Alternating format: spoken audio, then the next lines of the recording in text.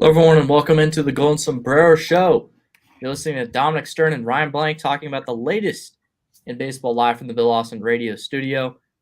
If you're tuning to us on BlazeRadioOnline.com, thank you for tuning in. If you're watching us at home on YouTube, thank you for watching us. It's been a rough week in baseball.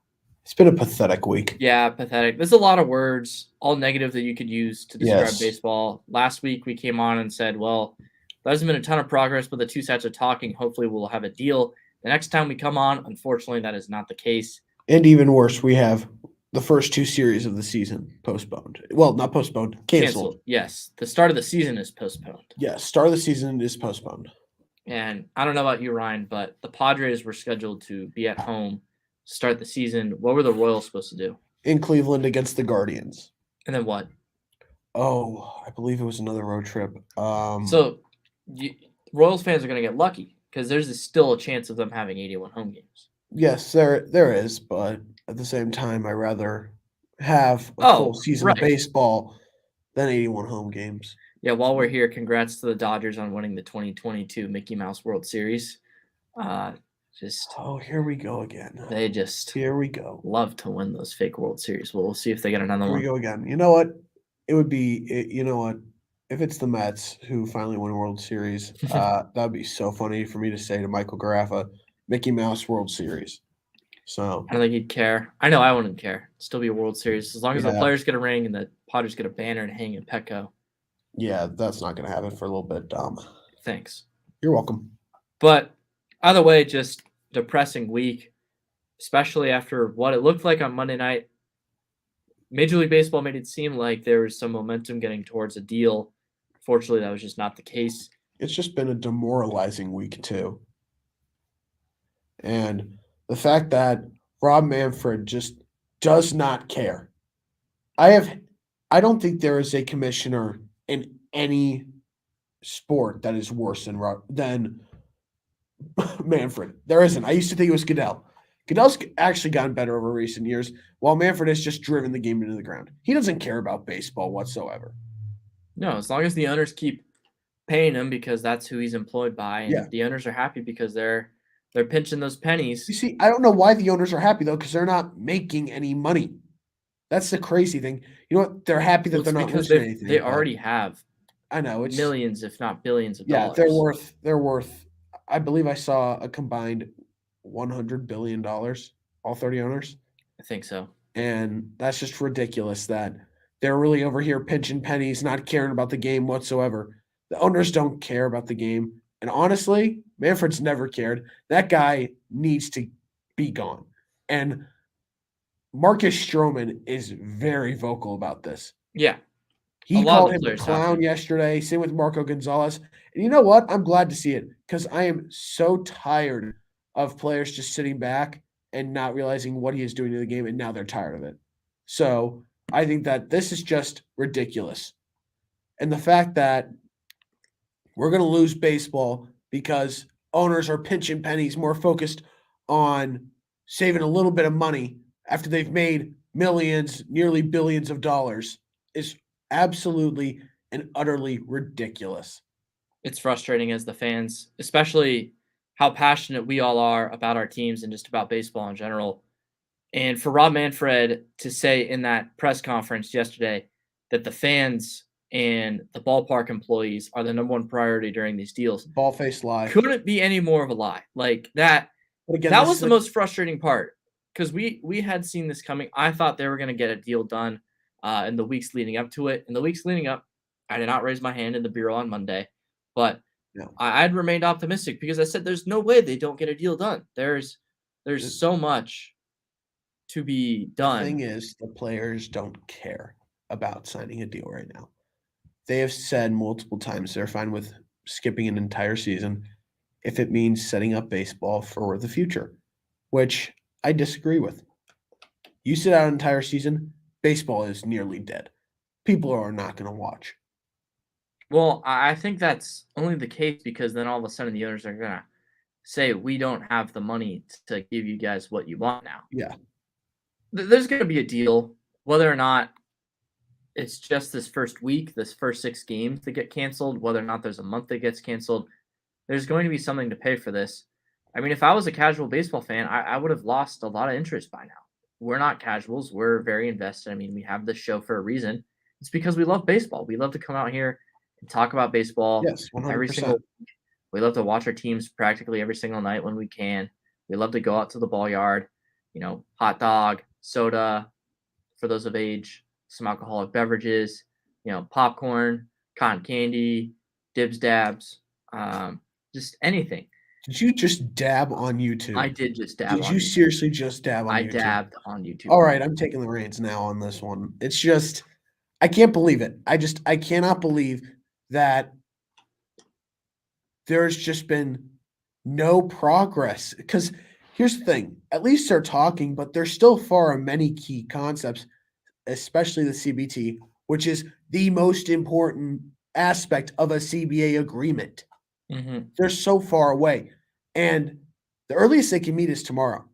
I don't know if there's an update on if they will meet tomorrow or not, but they cannot afford to go another 44 days or however long it was before they initially started talking to get back in the office per se or in the parking lot and start talking again.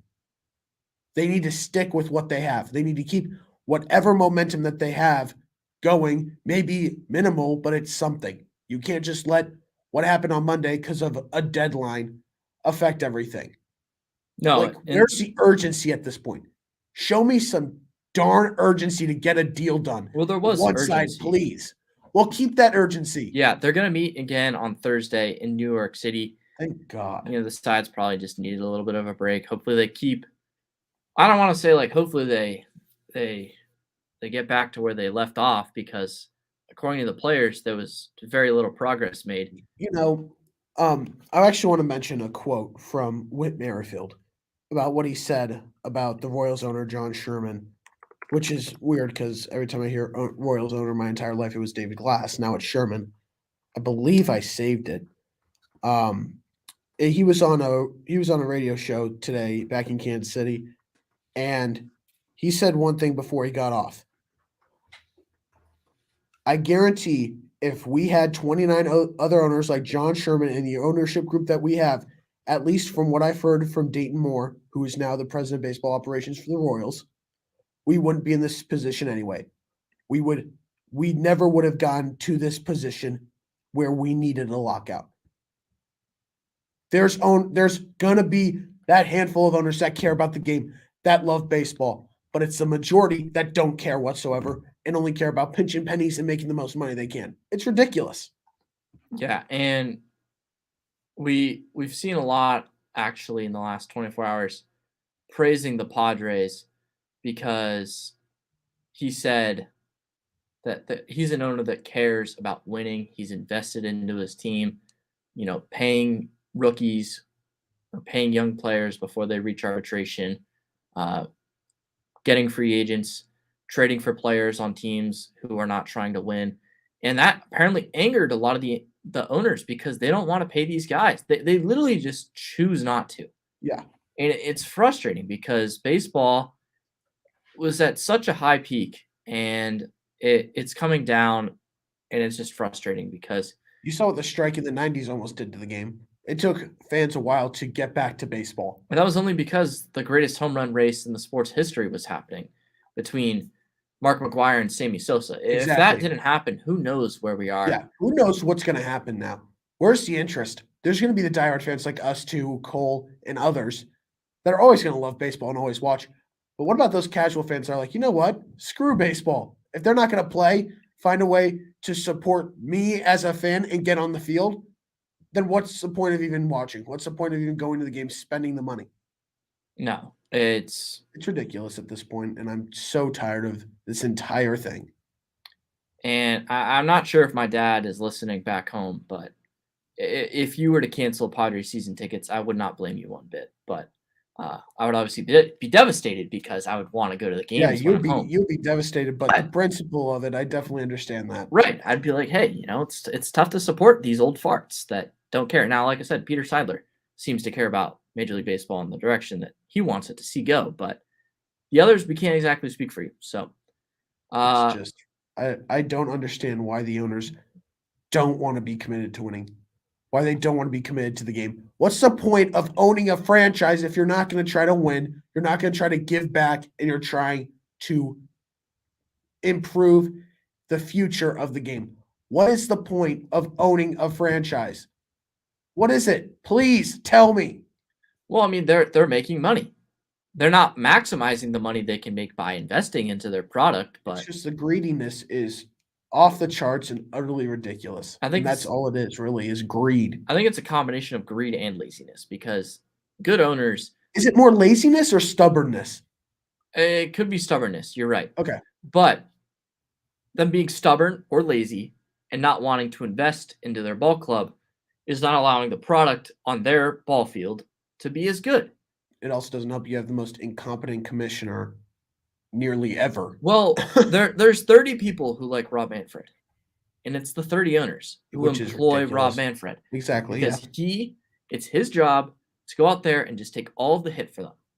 And everyone's blaming him, rightfully so, because he goes out there and he sounds like a damn clown. Well, he's also the guy that once called the World Series trophy a hunk of metal. Yeah, no, he's an idiot. I mean, he's a complete idiot. He's a horrible commissioner, and he's a waste of that position. No, he's a loser. Yes, he is, 100%. It sucks that he's dragging down the state of baseball, but nothing else we can really do about it because they know what we want. We want baseball. The players want to go out and they want to get paid, and the owners just want to make as much money as possible. The question is, do the players even consider playing if they don't get their full pay for the season? Well, they are contractually obligated to get full pay. And if they don't get full pay, they can take something out of the agreement. And there's not going to be expanded playoffs this year at this point unless the players get full pay. Yeah, and I agree with you. There has to be full pay if they want that expanded playoffs. You see that there's things that they've checked off on this list, like the expanded playoffs. They finally agreed on 12 teams, universal DH. They've agreed on some getting rid of the qualifying offer system. They've agreed on some very minimal tax things, but that's it. There's so much more that they are so far apart on, and the players have been clear about everything. Is that they're far apart. They haven't really been that close to a deal, and it sucks because I know that the players want to play, but they also don't want to get gypped like they have the past few CBAs. So it's tough. It's BS, but not much we can do at this point. We just got to sit back and hope that this ends soon, because the more and more we wait, the more and more screwed baseball becomes, because more and more people are going to lose interest. If the owners were smart, if Rob Manfred, if his head wasn't completely hollow, then they would understand that getting a deal done is important to save baseball, get the growth of baseball. But no, let's just kill the sport instead. Head hollow. That's a new one from you, Ryan. Very impressed. Am I wrong? No. Thank you. Absolutely not. But thank you. It's not something I'd ever heard you say. So we gotta keep it PG rated on here. So I've been thinking of some new things to say. He is dense. Oh, the definition of dense. You sure that's not you? Whoa. Okay. No. It just got personal here on the Golden Sombrero Show. Yeah, we didn't have to go that route. We didn't have to get personal. No. If we can go at Rob Manfred, but we can't go at each other. We have to be a united front here. If I'm being completely honest, Rob Manfred is more dense than you, Ryan. Oh, it doesn't take a brain surgeon to know that one, Dom. Yes, that is correct. When do you think baseball could return? I honestly don't know. Because I told you guys my very optimistic outlook, and it didn't happen. So what I'm thinking, June. I'm thinking you're going to see June. Wow. I don't think they're going to come close for another few weeks, and I think it's just going to continue to push it all back. I think May 1st is probably the day we're looking at. I think that's a reasonable day to expect baseball. It depends if what the players are saying, that they're far on a lot of topics. If that's really true, May 1st might be optimistic. Or probably May 2nd on a Monday. Yeah. Would be cool to start baseball on a Sunday though. You know, it would be nice to start baseball on time and have opening day Yeah, at of the end of course. this month. But of course, Rob Manfred, the owners and the players can't make a deal. So frustrating. It's depressing to see that the game is being hurt by this. Like, it's being drastically hurt. But do you know what we get to do this summer until the league is in motion, if they ever get in motion?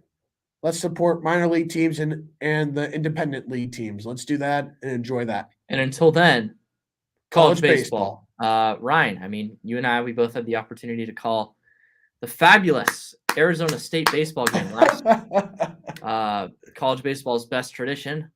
The tradition is off to a terrible 3-6 start. Terrible start. They were 3-1. They've lost 5 in a row. They were up 4-1 last night, choked in the 8th inning. Do you know how much they've been outscored by in the 8th inning or later so far this season? Do I want to know? 24-5. Ouch! They're the best team in baseball through 7 innings. It's because their starting pitching is great. And the offense is good. Bullpen, it's frustrating. Plus, they just lost Hunter Haas for 4 to 6 weeks with a partially torn rotator cuff. And he's one of the best fielders on the team. And then McLean has like a shoulder tightness or something. Yeah, it's a mess for ASU baseball. Not the start that you want for the Willie Bloomquist era. Nope, it's not good. And it's not going to reflect well on Ray Anderson, who fired Tracy Smith, who was doing a good job at ASU. And of course, that's his that's his another hire. That's his 4th hire at the major sports. He's hired Herm Edwards, yep, Bobby Hurley, yep, Tracy Smith, who he's fired, yep, and now Willie Bloomquist. Yep. The state of those 3 programs is not very great. Basketball's got a chance to turn around. And then hold on, Bobby Hurley will be back next year. I mean, I think that's fine. Basketball's got, dude. I mean, ASU basketball is playing the best they have all year. They've won 5 of 6. They look terrific. They really do. Compared to where they were at, they look terrific. Home against Cal and Stanford this week, trying to sneak up to that. We will each be on the call for that game. Mm-hmm. You're on the call tomorrow. One of the games. Yeah, I'm on the call tomorrow night against Cal. Dom and Mr. Nick Hodel, the college basketball bonanza boys, will be on for Saturday's game. Who are you on the call with tomorrow? Oh, my good friend Keith Dotley. Oh, love me some Keith. I love Keith Dotley. I'm extremely excited. You know who Keith was talking about today on Triple Threat? Who?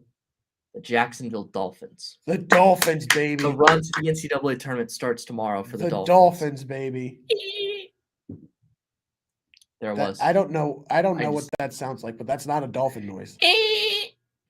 That's better, but still not really close. Don't be surprised when the Dolphins make a run. The scenes when they knock off Auburn. The ASUN Conference Tournament champions right there. Yep. But let's get back to baseball. Yes. We have a list. We have 2 lists. Yes, we do.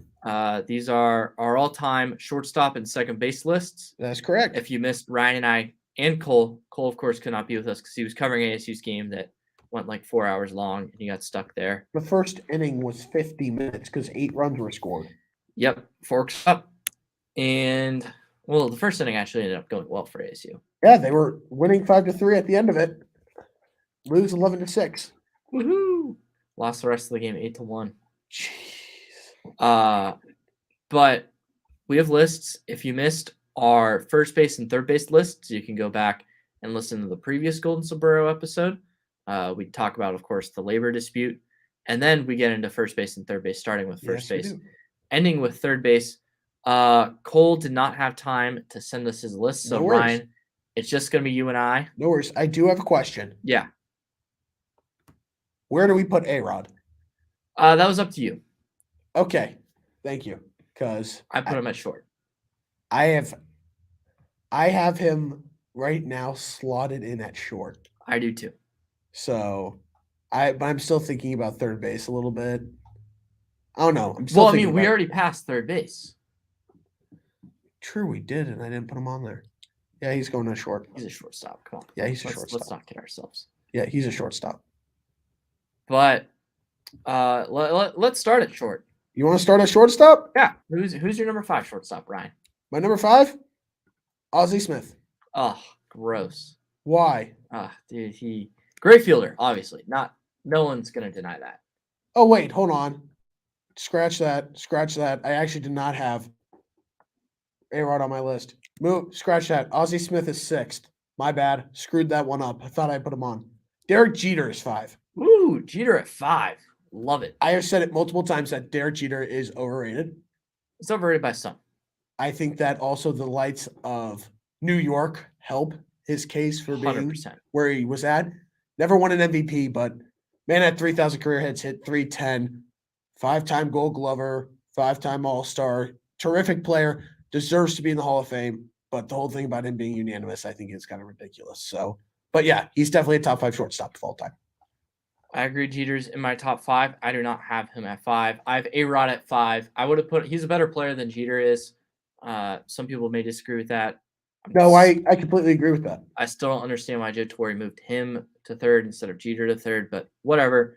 A-Rod here at 5, simply because he did not play his entire career at 3rd. But yeah, that's a very fair argument. I mean, you look at what A-Rod did over the course of his career, and it's impressive. And what he did just as a shortstop probably warranted him being in the Hall of Fame as it is. As I pull his numbers up, I mean, A-Rod's, of course, first overall draft pick, 1993, was a stud, debuted in 1994 when he was 19.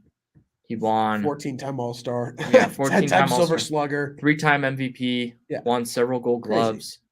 He only won 2 Gold Gloves. Oh, right. Only won 2. But hey, what position? Still 2. Shortstop. He won those as a shortstop. Yes, sir. That is correct.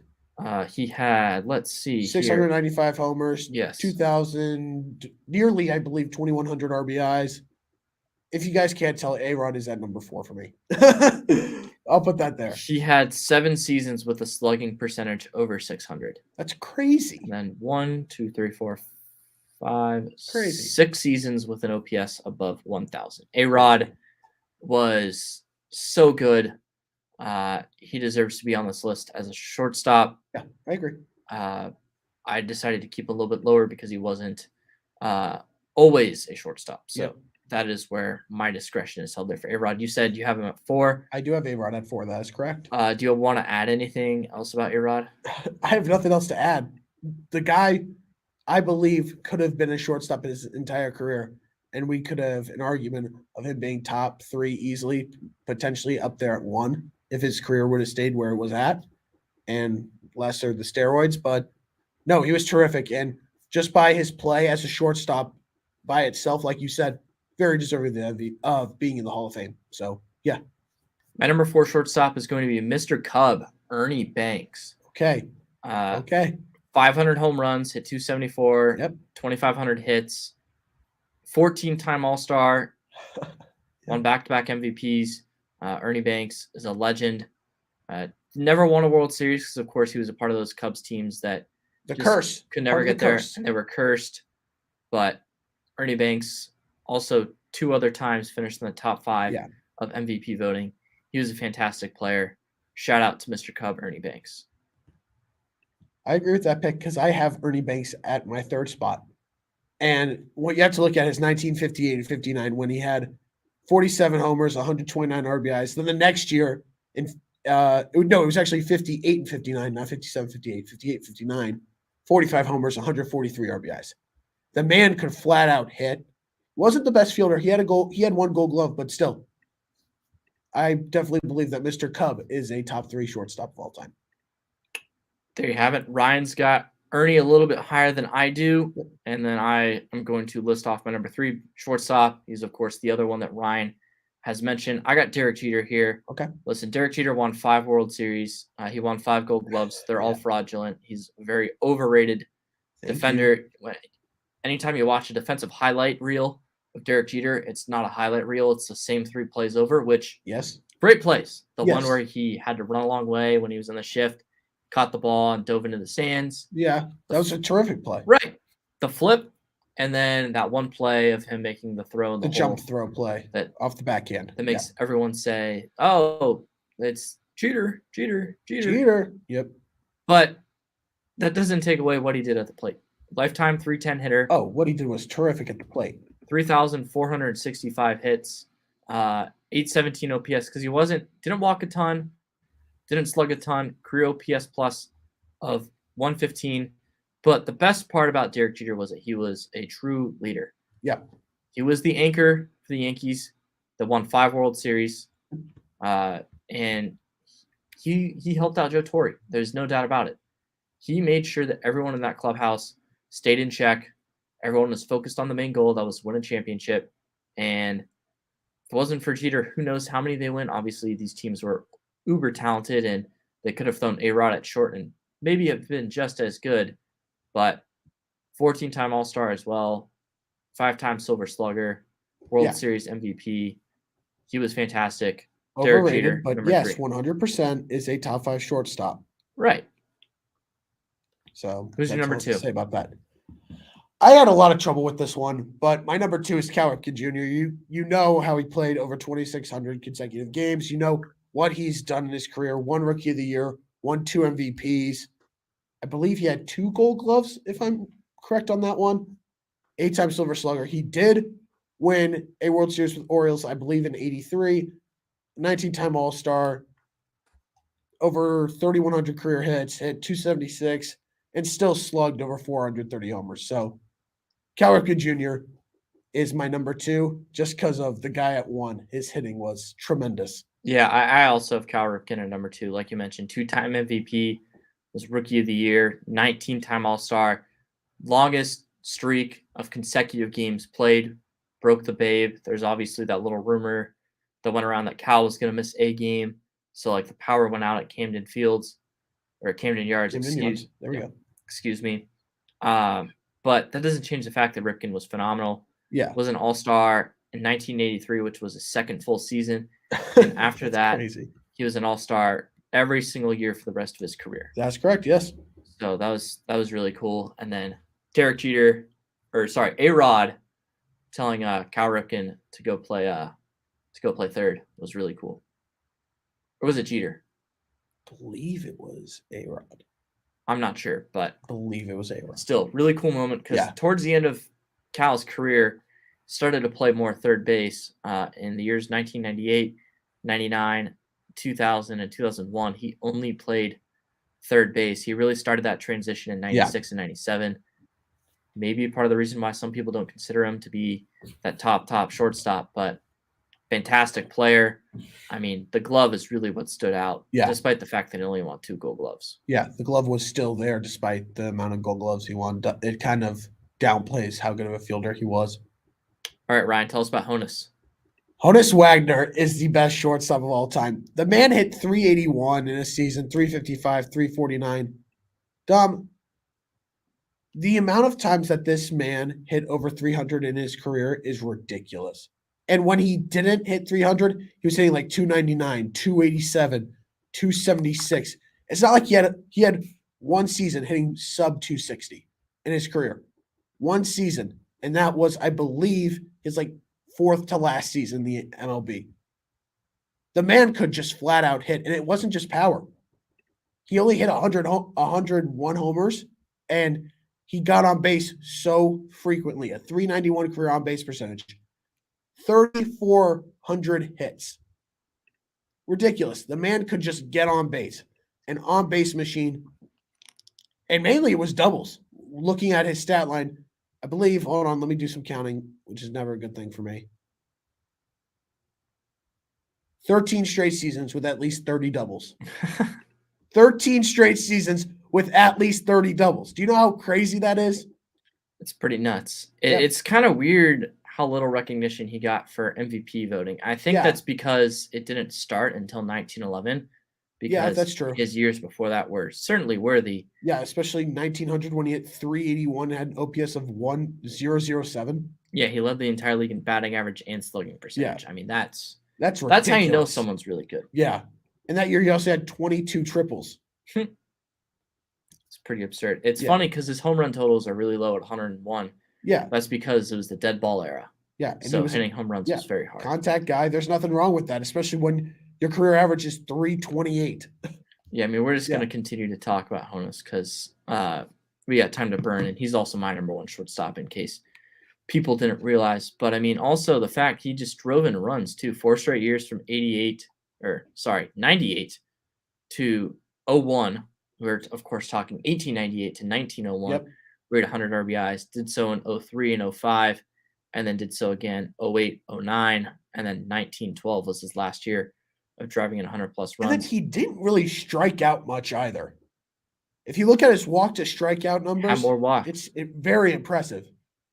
More walks and strikeouts in his career. That's extremely impressive. Also had 723 stolen bases in his career. And so, like, you look at that 467 slug and you say, all right, that was good. Yeah. But you also factor in the stolen bases. He's adding on extra bases that he is manufacturing in addition to the ones that he's driving in with his bat. So that is what is most impressive about Honus Wagner. I'm sure that Cole would have had Wagner at 1, and he probably would have had Ripken at 2. Of course, we can ask him that next week. Yes, sir. And Dom, in 2 weeks, sorry. There's one thing I do have to add. Yeah. What was his stolen base success rate? I closed out of his page. 96.5%. He only got caught stealing 26 times. When you steal that many times, I mean, that is uber impressive. That is ridiculous. There are some base stealers now who are very active on the base paths who get thrown out that many times in a year. Yeah. It's crazy what he did. He is a game changer. Yeah, he was a game changer. And it just proves, despite being in the dead ball era, power is not needed to be effective. Nope. All right, we're going to move on to second base now. Let's do it. I'm going to start because you, of course, got to talk a little bit more about Honus Wagner. Go right ahead. I'm going to talk about my number 5 second baseman. He played for the Philadelphia A's. We're talking about Nap LaHoy. 1901 Triple Crown winner. I love that pick. Hit 426 with 14 home runs and 125 RBIs. Won 3 batting titles, 3,243 career hits. Of course, this was the dead ball era, so you got to, of course, factor that in. That's why I have him down at number 5. But 107 career WAR, according to Baseball Reference. Knapp was a fantastic second baseman. He's at number 5. You will see him later on my list. My number 5, a guy that actually played for the Padres, Dom, in the 80s. Roberto Alomar. Okay. I didn't want to put Roberto Alomar on my list. Loser. You have to respect what he did. Oh, yeah. Great player. 10-time Gold Glover, 12-time All-Star, 4-time Silver Slugger. He's a Hall of Famer. What he did in his career, you know me and how I feel about fielding. That man was a menace on the field. A tremendous fielder, which you see with the 10 Gold Gloves. The offense doesn't stand out that much, yet he also hit 300 in his career. But at the same time, he didn't really lead anything besides runs. That's the only time he led. I believe it was just the AL that year with 138 runs. But consistently getting over 150 hits per season, that's all you have to do. So, tremendous career from Roberto Alomar. Yeah, I Roberto Alomar is certainly top 5, but I wanted to leave him off. He's had some off the field issues. I'm not grading this guy as off the field. Terrible. Right. But so I decided to leave him off because there respect that. There are very respectable second basemen here. Completely respect that. Alomar, former Padre, of course, did a lot of his work as a member of the Blue Jays. That's where a lot of people remember him. Yep. Number 4, the batting title for the American League is now named after Mr. Rod Carew, and he's going to be my number 4 second baseman. I left him off. You did? Yep. Wow. Okay. I mean, career 328 hitter. I know. It was 393 OBP, 429 slug, a 131 OPS plus, 81 career WAR. He won 7 batting titles, Ryan. He was an 18-time All-Star. Yeah. And won an MVP. Winning the MVP as a non-power hitter, especially in that era. This was 1977, the year that he won his MVP. He hit 388 that year, which was the highest batting average of his career. Also 449 OBP, highest of his career. 570 slug, highest of his career, and a 1.019 OPS, which is obviously the highest of his career. So that's what stood out to me. Carew was not great in the field. That's why he's not really regarded as one of these really all-time greats. But that was a main reason why I put him up there. But I did have 2 honorable mentions I did not name, and Rod Carew is definitely one of them. He's 6. Is Jeff Kent another one? He is my 3rd one. It was Rod Carew, Ryan Sandberg, and Jeff Kent. Okay, that's fair. Yep, those are my 3 honorable mentions. Jeff Kent's the all-time home runs leader for second baseman. Yep. But I put Rod Carew at 4. 100%. Still living to this day. Yep. He has been a baseball ambassador, especially for those contact hitters. All right, my number 4. Yep. You might disagree with me. This is where I have Joe Morgan. Woo! Let me explain why. 5-time Gold Glover, great in the field. The main year where you really saw him really succeed as a hitter was 76 when he led the league in on-base percentage, slugging percentage, and OPS plus. Won back-to-back MVPs. Tremendous player, 100%. Just the guys ahead of him, I could not put him above. And I'll get to those, but definitely Joe Morgan is easily a top 5 second baseman of all time. The impact he had on the organization he played for, definitely all-time great. Not gonna negate that, but I don't think he is top 3. I do have Joe Morgan a little bit higher on my list, and I respect that. I have Jackie Robinson here at number 3. Robinson, fantastic player. His career was a little short-lived. Yep. That's, of course, why he's a little bit low. But Robinson, I mean, fantastic player. Changed life. Really no other way around it. He changed life for baseball players and athletes and just even people.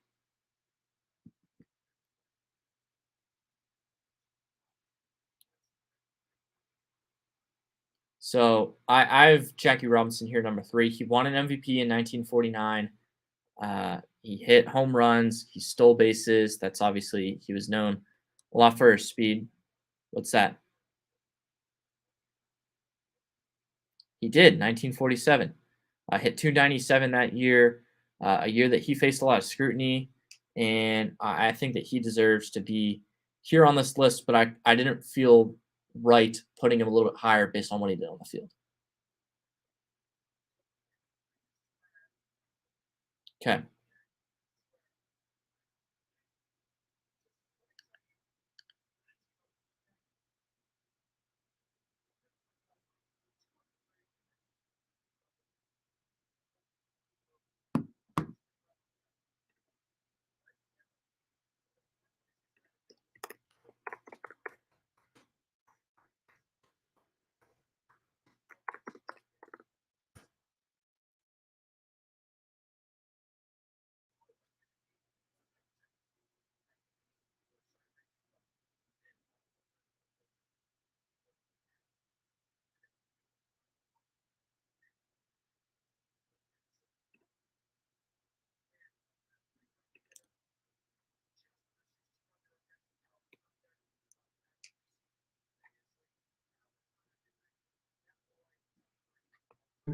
And I just realized I was muted on StreamYard. So Just go ahead and repeat it. We're just going to go over it Sorry very for quickly. those listening in Taylor Mall and on BlazeRadioOnline.com. Nap Loy is my number 3 second baseman of all time. The man would have had at least 4 MVPs, in my opinion, if the MVP award was created before 1911. 1901 led the league in batting average, OBP, slugging percentage, OPS, OPS plus, RBIs, homers, doubles, hits, runs, everything you could think of, he led the league in. And he was also a solid fielder. So that adds to it as well, and a Triple Crown winner. So you got to respect that. Nap Lahoy, top 3. Yeah. I'm going to put Joe Morgan here at number 2. I'm very surprised you had him lower because you respect fielding a lot. And, you know, I do. 100% I do. I love the fact that you do that. 5-time Gold Glover. Yep. Also Silver Slugger, 10-time All-Star. Won 2 World Series, of course, with the Red Machine. Yep. And was a 2-time MVP. Like you mentioned, you won those back-to-back MVPs. Yep. Those are really when his slugging came into effect. But, I mean, just looking at his average, I mean, his averages were never really below 275, especially once he became consistent, that full-time player once he got traded from Houston to Cincinnati. I mean, here's what he did after he got traded to Cincinnati. He was an all-star every single year. Yep. He hit no lower than 290 until 1977. In his last 3 years, he kind of declined for sure. But for Morgan, he's 2,500 career hits, 250 home runs, 271 career batting average. To go along with his 5 Gold Gloves, 132 career OPS plus, and he accumulated 100 career total WAR according to Baseball Reference. For me, it was pretty easy to put him up here at number 2. And I respect that 100%. Here's where I have Jackie Robinson, and it's hard to just deny what he did. Inaugural Rookie of the Year, MVP award winner, Hall of Famer. It's just, I think also with me, his impact off the field came into play a little bit. What he did, he changed the world. He changed not just baseball, but the entire landscape of the world. And what an inspiration Jackie Robinson is. So that's another thing that came into play. But when he was on the field, he had a shorter career, but he was definitely deserving. There's a reason why 42 will never be worn again, and deservedly so. Yeah, Jackie Robinson did heck of a lot for the African-American community. Yep. His impact is obviously still felt on the sports and national level. All right, Ryan, let's talk about Roger Hornsby, our number 1 second baseman. Am I right? Rogers. Am I right in saying that? Oh, you're 100% right. Yeah, he had 6 straight seasons of leading the MLB in batting average, on-base percentage, slugging percentage, OPS, and OPS plus. 6 straight seasons of doing that, and would go on to do it again. Yeah. That's ridiculous, dude. He was a stud and hit 300 home runs in the dead ball era. I mean, just fantastic stuff from him. 2-time Triple Crown. It's ridiculous. Stole 135 stolen bases, won the 1926 World Series in his last year with the St. Louis Cardinals before he was a New York Giant. And then BSN, I mean, I think that's Boston Braves. Wow. Boston Braves. So, I mean, you're really seeing how far his baseball world was traveled. Yeah, I mean, his career WAR was 127.3. Right. Led all second basemen in career WAR. It was a fairly easy choice to put him here at number 1. Yeah, very easy. But his span from 1920 to 1925, and he only won 1 MVP, which is blasphemous. But I mean, it's criminal. It's criminal. We've talked about MVP voting is a little bit off on these all-time players. But the first season he won MVP, he had a 1.245 OPS. That's just unreal. It's unreal. That is video game numbers. 403 that year, 49 OBP, 756 slug for a 1.24 OPS. So it's just fantastic stuff from Rogers. Yeah. Was not known for his glove, to say the least. But when you put up these numbers offensively, it doesn't matter. Yeah. That's the trade-off. If you can put up those offensive numbers like that, then it is okay to not be the best in the field. It is definitely okay. Right. So, you got anything else to add, Ryan? Yes, I hate Rob Manfred. The owners are the Devils right now. They're stooges. Let's get a deal done, huh? Hey, how about that? Let's get a deal done. Let's save baseball and make everyone happy. Next time we come on, which is going to be in 2 weeks, because we'll have spring break wherever we are. In 2 weeks, Ryan, will there be a deal? No, I don't think there will be. Ooh, I disagree. Again, I am very, very I have a negative mindset about this. Yeah, you do. And it's just because I don't trust the owners. I don't trust Manfred, all that. I 100% want a deal done, and I am hoping that a deal gets done. But my conscience is telling me that a deal will not be done. Please, prove me wrong. Yeah, I was about to say, I mean, prove me wrong, MLB. Yeah, we all love to be right, but I definitely think that, Ryan, you would certainly be okay with being wrong here.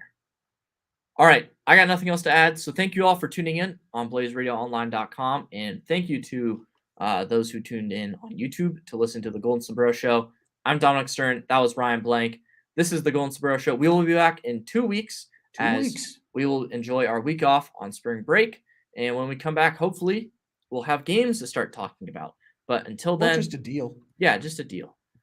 Maybe a little free agency too. Yeah, we don't ask for that much here on the Golden Sombrero Show. Yeah, very little, very little. But please get it done, owners and players, and we'll see you in 2 weeks.